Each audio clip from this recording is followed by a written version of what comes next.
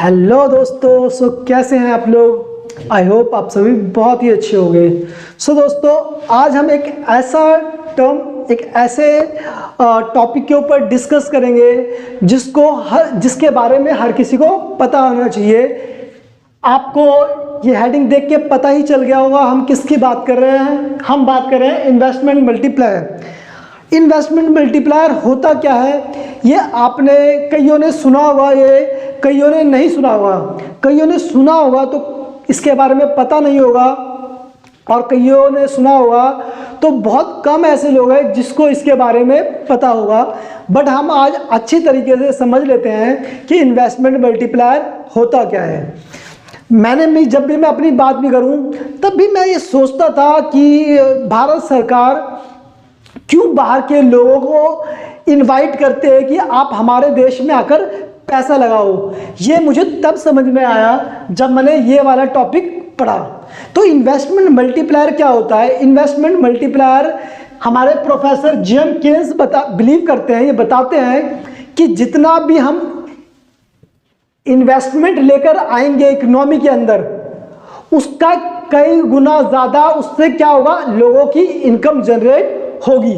बहुत सिंपल सा बात है, एक एरिया है जहां पर कोई डेवलपमेंट नहीं है, उसके अंदर अगर एक 500 करोड़ का इन्वेस्टमेंट, कोई 500 करोड़ की फैक्ट्री लगती है तो उससे हो सकता है 1000 करोड़, 2000 करोड़, 5000 करोड़ या 10,000 करोड़ की लोगों की इनकम जनरेट हो, डायरेक्टली इनडायरेक्टली। अब आप सोचोगे 500 करोड़ की इनकम से इतनी 500 करोड़ की इनकम से तो 500 करोड़ की इनकम जनरेट होनी चाहिए, क्योंकि मेरी जेब से अगर 500 करोड़ गया है तो वो किसी की 500 करोड़ की तो इनकम होगी, यही आपका डाउट होगा। बट ये मल्टीपल्स टाइम में वर्क करता है। अब समझते हैं कैसे। जैसे एक कंपनी आई, उसने भारत के किसी रूरल एरिया में 500 करोड़ का प्रोजेक्ट लगाया। अब जब वो प्रोजेक्ट बनेगा, जब वो फैक्ट्री बनेगी तो उसमें लोहा लगेगा, उसमें बड़े बड़े इंजीनियर्स लगेंगे, उसमें बड़े बड़े चार्टर्ड अकाउंटेंट लगेंगे, उसमें बड़े बड़े बहुत सारा रॉ मटेरियल यूज होगा। जब वो फैक्ट्री बनकर तैयार हो जाएगी तो पहली बात तो जब उस फैक्ट्री को बनाने में जितना भी लोगों को खर्चा हुआ वो लोगों की इनकम हुई। अब बात आती है, हमारा दूसरा फेज चालू होता है। अब जो वहाँ पे फैक्ट्री बनेगी तो वहाँ पर लोग अपना रॉ मटेरियल प्रोवाइड करेंगे, इट मीन्स उससे लोगों की इनकम जनरेट होगी। फिर वहाँ पर जब रॉ मटेरियल से फिनिश गुड्स बनेगा, उससे वहाँ की लोगों की इनकम जनरेट होगी, वो भी डबल कर रहा है। फिर वो कहीं पर सेल के लिए जाएंगे तो ट्रांसपोर्ट यूज होगा, बिल्कुल होगा।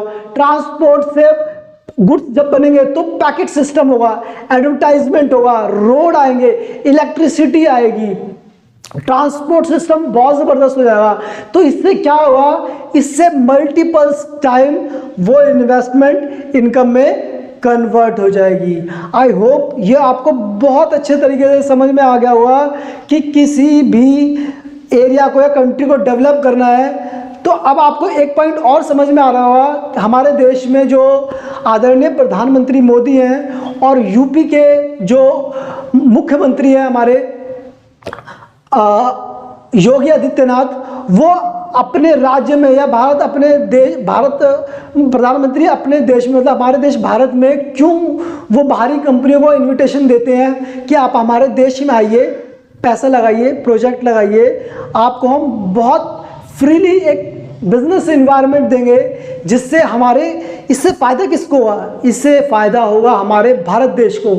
ऐसे ही अगर हमें प्रदेश के मीन्स एक स्टेट वाइज काउंट करें तो सेम यही चीज़ हमारे योगी आदित्यनाथ कर रहे हैं। योगी आदित्यनाथ भी जितनी भी भारत के अंदर या भारत से बाहर जो भी कंपनियां हैं उनको इनवाइट करते हैं कि आप यूपी में आइए, हम आपको एक अच्छा वातावरण देंगे जिससे यूपी के लोगों को रोजगार मिलेगा और यूपी के लोगों को रोजगार के लिए बाहर नहीं जाना पड़ेगा, जो कि एक बहुत अच्छा कदम है, बहुत सराहनीय कदम है।